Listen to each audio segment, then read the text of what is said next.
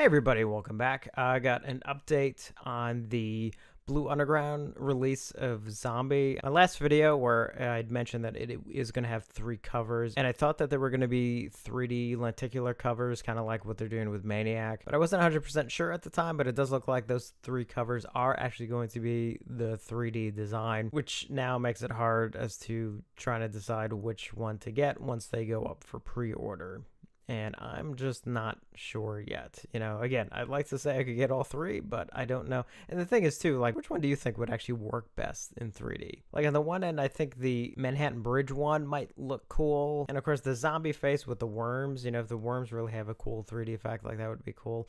The eye poke, as much as I love that image, I don't know how well that would actually work in sort of a 3D space. I mean, unless you can make sort of the piece of wood, maybe kind of be a little bit more, I don't know, gotta wait and see which one sort of jumps out at me the most. I'm hoping like they did with Maniac, where they could do sort of an animated GIF on what it'll look like, because I think that'll definitely make all of us decide which one to get for that. I believe that is technically dated for the end of November. But as far as I can tell, there aren't any pre-orders up yet for that one. Vinegar Syndrome has announced their August releases, and they got 3 interesting ones.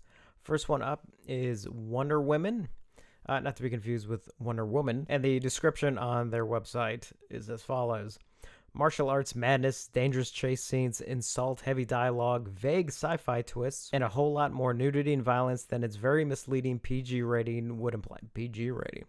Robert Vincent O'Neill's Wonder Woman is a quintessential slice of early 70s drive-in craziness, featuring supporting performances from Roberta Collins, Sid Haig, and Filipino exploitation stalwart Vic Diaz. All right, I think the Vic Diaz thing probably sold me on this one. There was one night I was hanging out with friends, and it turned out where 2 of the movies we were watching ended up having Vic Diaz in it, so that was sort of my introduction to the great Vic Diaz and all those movies that he did in sort of, I think it's like the kind of early to mid 70s. I don't know how much he did beyond that, but, a lot of those films, I think they were shot in the Philippines. He'd have a role somewhere in there. And for those of you wondering, despite the last name, we are not related, unfortunately. And Wonder Woman is going to have a new 2K restoration of the film, and it will actually have 2 cuts. The domestic theatrical version and an extended European cut of the film. So I'm wondering if the European cut may be the one that sort of pushes the boundaries of that PG rating. Plus, it'll have a commentary track with the director, a Q&A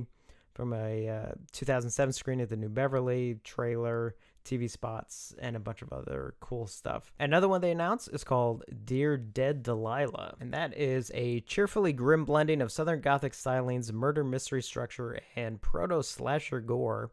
Acclaimed horror novelist John Ferris's sole feature film directorial effort. Now, it says here he wrote The Fury, so that's actually pretty cool. I'm actually looking forward to checking this one out. And this one also has a new 2K restoration, as well as an interview with the director. And again, another interesting release from Vinegar Syndrome. And then finally, the movie Shot, which is with its well-choreographed and French Connection-inspired car chase and stunt scenes, impressive helicopter photography and pursuits, punctuated by naturalistic performances from a mostly amateur cast, along with extensive local color.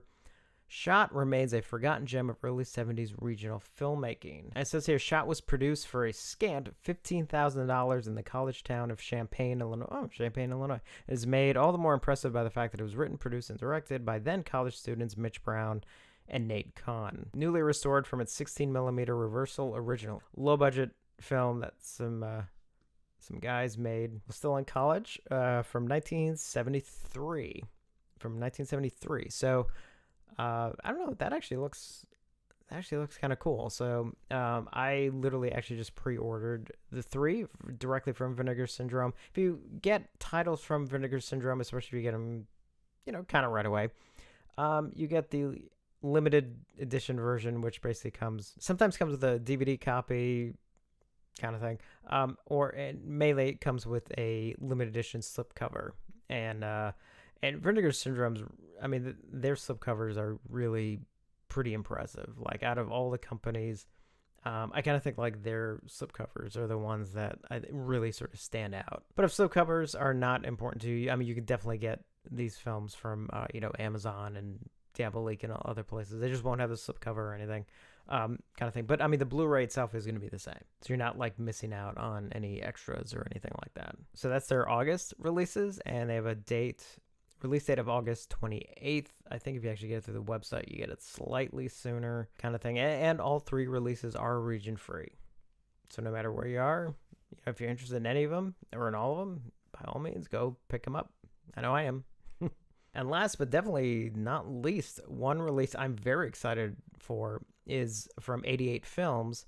They're releasing the Umberto Lenzi film Eyeball, coming out on August 27th. Now, 88 Films is a UK company, but what's cool about them is that not all, unfortunately, because they released some stuff that I wish I could get, but a lot of their releases are region free, but sometimes you don't know it, kind of thing, because even though it says region B on the box, it actually does turn out to be region free. But luckily, right out of the gates, it's announced that this is a region-free release. It's got a brand new 2K restoration, and it has which is the part I'm also really excited about, it has a new feature-length documentary. It's not specifically all about Eyeball, but actually it looks like I think it's all about Umberto Lenzi's career, which sounds so awesome. I can't wait to actually check that out, because I've been a fan of Lenzi's for a long time. And if you get the first run of it, it comes with a reproduction of some of the lobby cards and a booklet that has a lot of stuff on the film and about Lenzi as well. And again, that's region free. It's due out August 27th.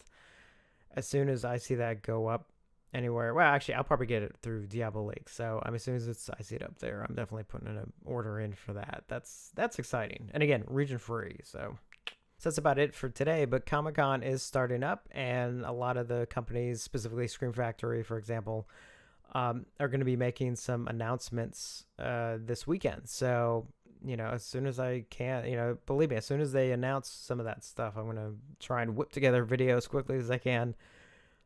Looking forward to see what they've announced, because obviously they've already announced leading up to this some amazing announcements. Obviously Creepshow being sort of the standout for me, and everything, but also, again, I mean, all the other ones they announced for October alone, and they said that there's even more coming for October. Oh, wonderful, my wallet. So yeah, there's a lot going on, and also I'm sort of long overdue for another pickups video, because I've gotten some really cool movies in, and I just want to kind of go through them, because I always love doing those pickup videos whenever I got like some cool stuff in. So as always with YouTube, like, because it helps, subscribe, because I want you coming back. Comments if you got a question on anything, or comments or anything. All of it helps. It really kind of goes a long way, especially with the the wacky YouTube algorithm. So thanks for watching, and I will see you on the next one.